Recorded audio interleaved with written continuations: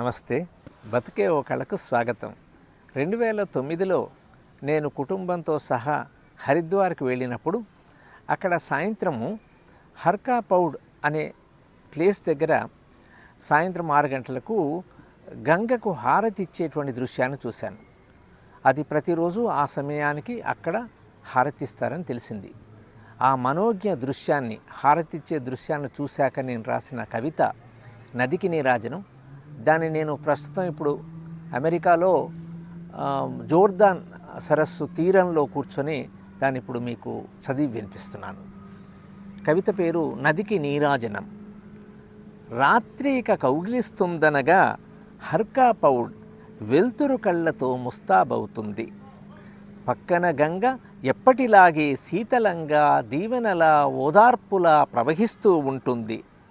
పర్వత శ్రేణుల్ని దాటి పరమ ఔదార్యంతో మైదానంలోకి వరదానంలా వాలుతుంది.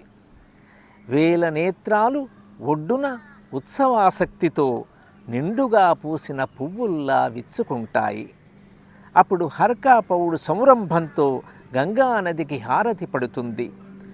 4 గోడల నడుమ కాదు, విశాల భూమ్యాకాశాల సాక్షిగా.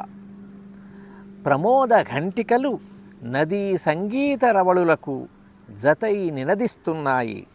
ఏకకాలంలో శబ్ద నిశ్శబ్దాల నీరాజనం.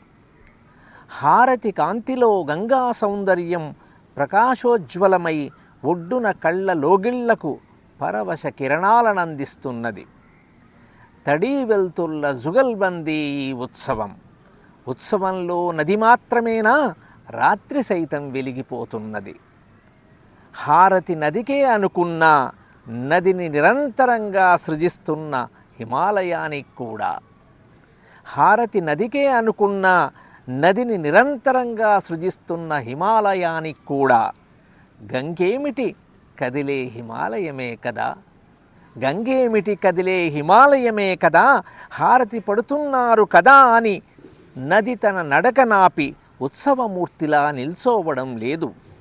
తన గమన ధ్యాసలో తన్మయమవుతూ తనదైన హొయలు లయల్తో తరలిపోతూనే ఉంది. ఇంతకీ మనోహర హారతి నది సుదీర్ఘ దేహాన్ని శాంతంగా చూపగలదా? బహుశా కాంతి ఆ కొసకు ఈ కొసకు పరివ్యాపిస్తున్నదేమో. నీరు అగ్నిని ఆర్పడం ఒక ప్రాకృతిక సత్యం. నీటికి అగ్ని హారతై కదలడం ఇక్కడికి ఉత్సవం. ఈ ఉత్సవ వేళ నేనిప్పుడు అంతరంగంలోకి హిమాలయ ధవళకాంతిని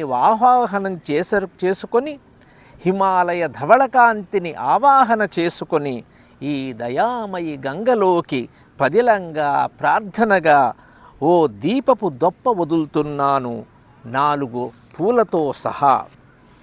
నది మీద సుతారంగా తేలుతూ కాంతి పుష్పంలా వెళ్ళుతున్నది దొప్ప మాత్రమే కాదు, నా హృదయం కూడా. ఓ చిరు పడవల, మా ఊరి బతుకమ్మల. నమస్తే.